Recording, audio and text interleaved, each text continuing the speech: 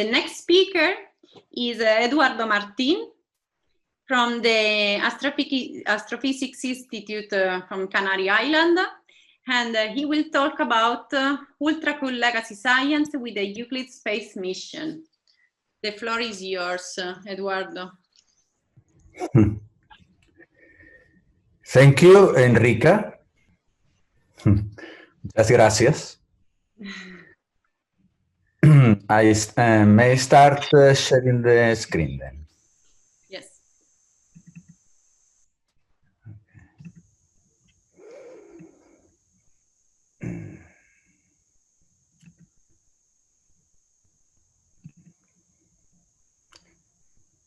Are you able to see my screen?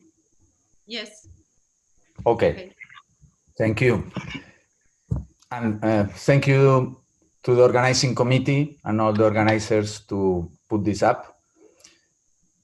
It has been very interesting so far. And I would like to present about a project which is related to the forthcoming Euclid space mission. It's a space mission which is scheduled for launch in about 2 years from now. My current affiliations are with the Consejo Superior de Investigaciones Científicas, with the Instituto de Astrofísica de Canarias, and with the University of La Laguna. And formerly, I was in the same place as the previous speaker in the Center of Astrobiología. A few words about ultra-cool dwarfs. The definition of ultra-cool dwarfs are stellar-like objects which have surface temperatures cooler than about 2000 Kelvin. This is a very broad definition, and it includes objects with several different spectral classes. It includes the coolest M dwarfs. It also includes the spectral class defined in the late 90s, at the end of the 20th century, the L class, and the T class, which was defined at the beginning of this century, and the very new class, the latest class and the coolest objects that we know in the galaxy, which are the white dwarfs, with the temperatures cooler than 500 Kelvin. From the physical property point of view, these objects are extremely cool and they have very low masses. They include the bottom of the main sequence, so the lowest mass stars in our galaxy. They also include the brown dwarfs, the intermediate step between the stars and the planets. And they also include planets, giant planets, and planetary mass objects, which are sort of planets with a mass like a planet, but not attached to any star.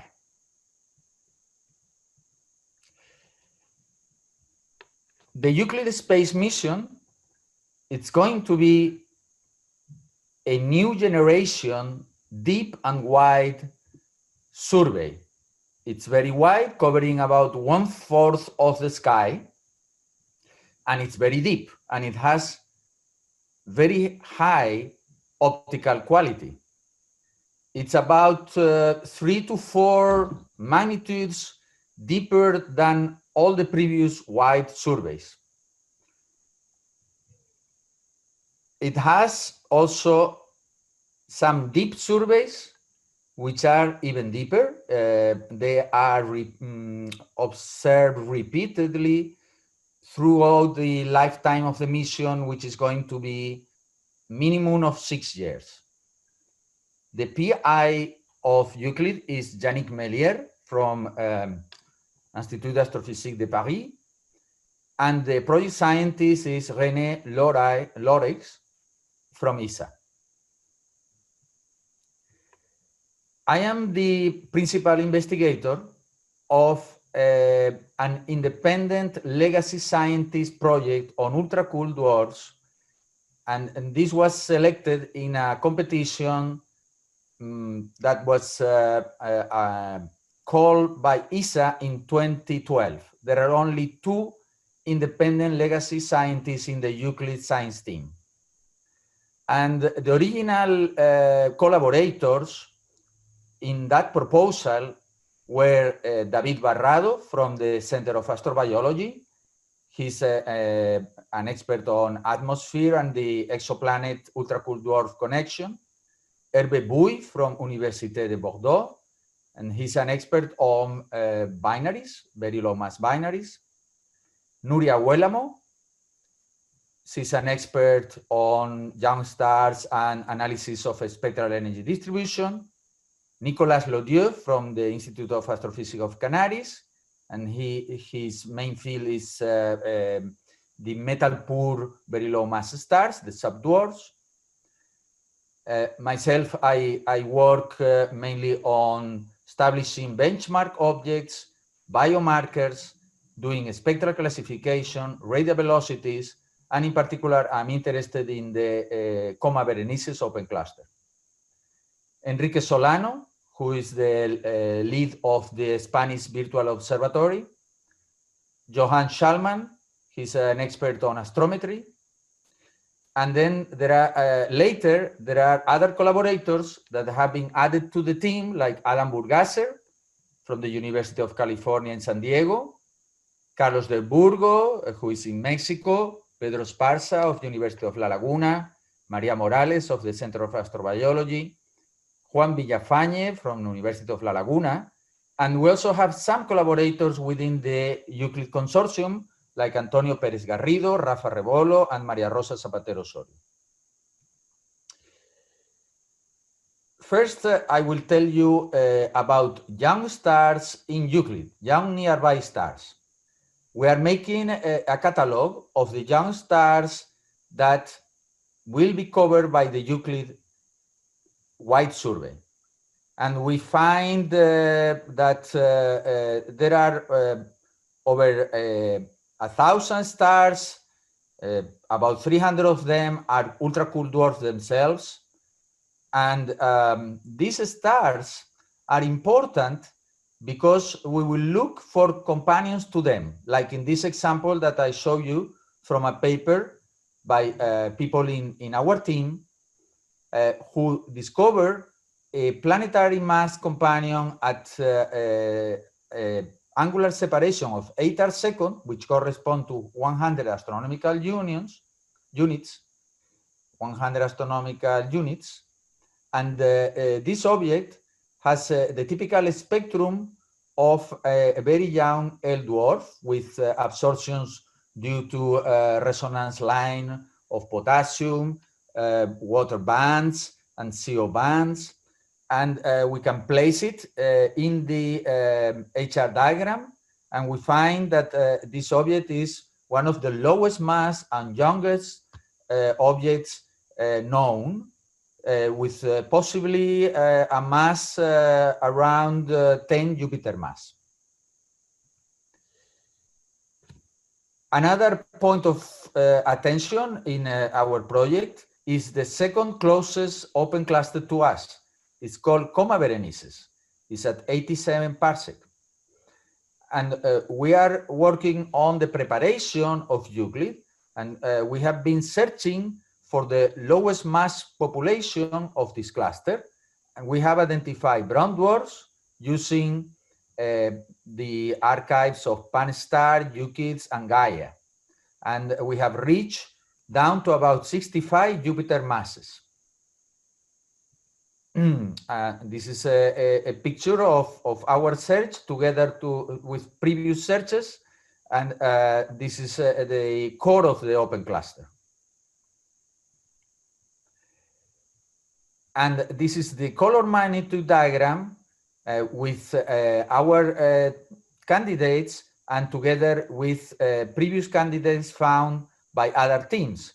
So basically, what we do is to extend to very faint magnitudes and very red colors the sequence of the cluster members, and we are limited by the depth of the current surveys.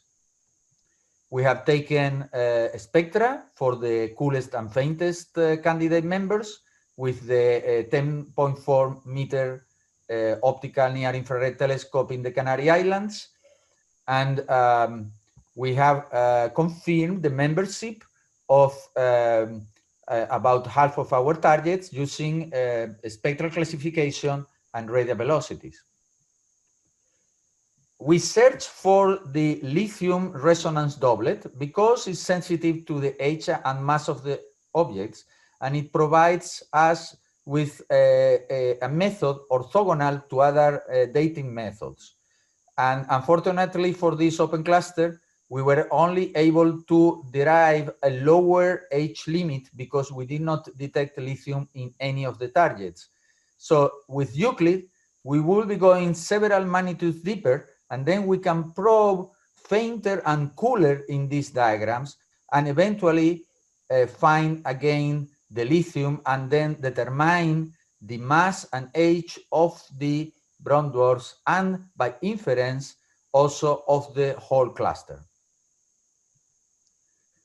Another thing that we are preparing to do is to find many brown dwarfs in the halo of our galaxy. These are the oldest objects that were formed in the Milky Way, and very, very few of them are known. Actually, this year, two objects were published by Schneider et al. These are the two in orange. You can see they populate a region in this diagram at very low metallicity and very cool temperature. And you can see all this part of the diagram at very low metallicity, going below -2, which is a factor of 100 below the metallicity of our sun. And temperatures below 2000 Kelvin is unexplored. That's where we want to reach with the Euclid Space Mission. We have carried out simulations for the detection counts of ultracool dwarfs by the Euclid mission in the wide survey with 1500 square degrees. We expect between 1 and 2 million L dwarfs, between 0.5 and 1 million T dwarfs, and about 100,000 L dwarfs metal poor, and about 10,000 T dwarfs metal poor. We also carried out the simulations for the deep surveys, and the deep surveys, although they cover a much smaller area, but they provide us with the time domain. So we can also have a proper motion information about the objects. And because these objects are relatively nearby, so we expect that many of them will have measurable proper motion throughout the lifetime of the mission. And just in these deep surveys with proper motions, we expect several tens of thousands L dwarfs and T dwarfs, and about 2,500 metal poor L dwarfs and 300 metal poor T dwarfs. We also perform simulations of the capability of Euclid for spectroscopy, because Euclid will also provide a slitless spectroscopy in the near infrared. And this is a work in progress by Adam Burgasser. And here we expect several 100,000 L dwarfs, about 30,000 T dwarfs, and about 2,500 metal poor L dwarfs and 150 metal poor T dwarfs. The Euclid spectroscopy of ultracool dwarfs will provide us 4 types of information. It will provide us a spectral classification, so covering very important molecular features such as water, methane, and iron hydride. It will provide us information about the age of the system, because we are carrying out simulations and we see that there are effects in the spectrum due to the age of the objects. It will also provide us information about the metallicity and about the multiplicity. So I mean unresolved binaries which are composed of two different spectra. As I mentioned before, one of the exciting things that have happened in this field in the last decade is the discovery of extremely cool neighbors in our immediate solar neighborhood with the temperatures below 500 Kelvin. And in fact, in this example, I show you from Kevin Luhmann and Maria Rosa Zapatero Osorio and collaborators. This is one of the closest of our neighbors at only 2 parsecs from us. Is within the few closest systems to us. And there are a lot of multi-wavelength information. The red points are data, and the blue points are theoretical points from the best fit of a theoretical spectrum, which has a surface temperature of 275 Kelvin only, a surface gravity of 5, and about 50% cloud coverage. You can see 275 Kelvin is a temperature similar to many places on our planet. In fact, it has been defined the concept of atmospheric habitable zone in this type of objects. And here I cite the work of Yates and collaborators, and they have established that the hottest atmospheric habitable zone in this type of objects could be at around 400 Kelvin, and the coldest around 250 Kelvin, and that there could be microorganisms existing in these atmospheres with sizes about 10 times larger than the terrestrial microbes. So following this trend, we have computed with my master thesis student Juan Villafañe what could be the brightness of white dwarfs at optical wavelengths if there will be this kind of microorganisms, and is a fraction of them will emit bioluminescence. So we made some simple calculations, and we defined the efficiency of light production of the biotal mass as a term related to the quantum yield of bioluminescence, a term F related to the geometrical fraction of the surface covered by bioluminescence, and the incremental magnitude from the visual band where we expect bioluminescence, and the peak of the spectral energy distribution of such cool objects, which is between 5 and 10 microns. We find, just to give you 2 examples, that this could be detectable with the Euclid Space mission. At distance, for example, about 10 parsec with a temperature of 300 Kelvin, such detection could be due to an amount of luminescent molecules equivalent to about 1.5% of the total biomass in our planet. Of course, there could be other source of optical emission in such cool objects. And in fact, as I show you in this picture, with the Gran Telescopio de Canarias, optical emission has already been detected in some of them.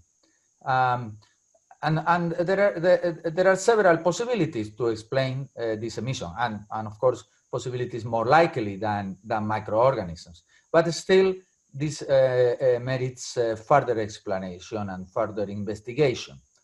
So to summarize, the expectations for the Euclid Space mission, we expect a million, of order of 1 million, ultra-cool dwarfs in the Euclid-wide photometric surveys, mainly with the near-infrared instrument, because Euclid has two instruments, one in the optical, one in the near infrared. Of order of 10 to the 5 ultra-cool dwarfs will be detectable with a spectra. Of order of 10 to the 4 of them will be present in the Euclid deep surveys, and with them we can do 5-dimensional mapping of their structure and properties, kinematic properties in our galaxy. There will also be about 10 to the 3 binaries, and about 10 to the 2 giant planets. And also we are also preparing and studying this possibility that there can be a biomarker tracer. So this all means that this is more than an order of magnitude increase in the number of known ultra-cool dwarfs and of planets around these ultra-cool dwarfs.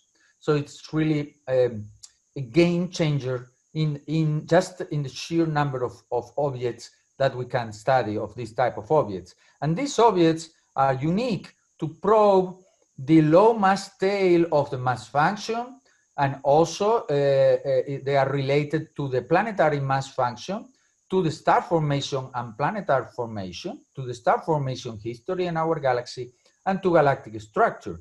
So we are interested in all these aspects which are covering a lot of interesting information, not only about the objects themselves, but also about their role and their interplay with other components of the Milky Way. And with that, I would like to thank you and take questions. Thank you very much, Eduardo. May I ask questions? May I ask questions? Can I ask questions? Yes, yes, sorry. Sure. Thank you. I have two questions. First, this object should be quite young and belong to galactic thin disk. But you showed that in your diagram that they have metallicity down to -2. How this could be, and how did you estimate metallicity? Thank you for your question. The objects are in the general field. Only very few are in associations with other stars and or open clusters where we can determine the age with better precision. And as you know, field objects are a mix of different type of objects. So yes, some of them will be young. We estimate perhaps about 1% of them will be younger than about 100 million years, but also some of them will be very old. So we do expect a few percent of objects which are belonging to the thick disk and even the halo.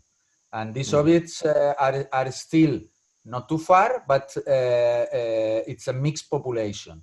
And how we estimate the metallicity? Well, we use information of color diagrams, and we compare with models that have different chemical compositions. And also we use reduced proper motions. And so we use several lines of evidence to investigate whether the objects are more likely to belong to the young population or to the very old population. And second question about your example of different spectra. It's interesting why lithium 6707 is so weak. It's strange. It should be in brown dwarfs. It's a huge line, as far as I know. In the brown dwarfs, it depends on the mass of the brown dwarf, because the lithium burning still takes place in brown dwarfs between 70 and 60 Jupiter mass, because the brown dwarfs definition is where stable hydrogen fusion cannot sustain the object on the main sequence. And this is a mass of about 75 Jupiter mass. But the lithium limit, the lithium can be still burned because the lithium proton destruction is happening at a temperature somewhat below that of the hydrogen fusion. And yes, therefore, I know. 1 million, about 1 million. Two different temperatures imply that there are some objects that can that are brown dwarfs because they do not fuse hydrogen in stable way, but still they are able to destroy all their lithium or part of it, and that is why the lithium is so sensitive in some objects to the age and the mass, because in some cases. Yes, I know this, but which temperature do you expect in, for example, in T stars, T or L, central temperature? The definition of the L and the T is the surface temperature, okay? Yes. I know, but the relation between the central temperature and the surface temperature is H dependent. So yes, I cannot. I know, but I cannot give you only one number. There is not. It's a multi-value function. Yes, I know, but if lithium is burned, temperature we should have convection plus high temperature in the central part. Is it true for these dwarfs, T or L? Yes, yes. We think they are fully mixed, and that with can high see temperature at the center. Yeah? what is happening in the interior in a time scale relatively short for their age of only several thousand years. They should be fully mixed. Okay, thank you. You're welcome. Well, I have a very quick question. I was wondering what kind of biomarkers do you expect to find in the white dwarf objects? Oh, yes, thank you for your question. In the white dwarfs, we expect to see if some microorganisms have emission, then excess optical emission. We also expect to see chemical disequilibrium. For example, the presence of methane is very strong, and it has been already measured. So we would like to look for some gases which are not in equilibrium with the methane, for example, free oxygen. So far in the spectra that are available, the signal to noise and the quality of the spectra is not good enough to put strong constraints on the presence of free oxygen. So we would like to improve those spectra to check on the presence of free oxygen as a possible biomarker. Okay, well, thank you very much.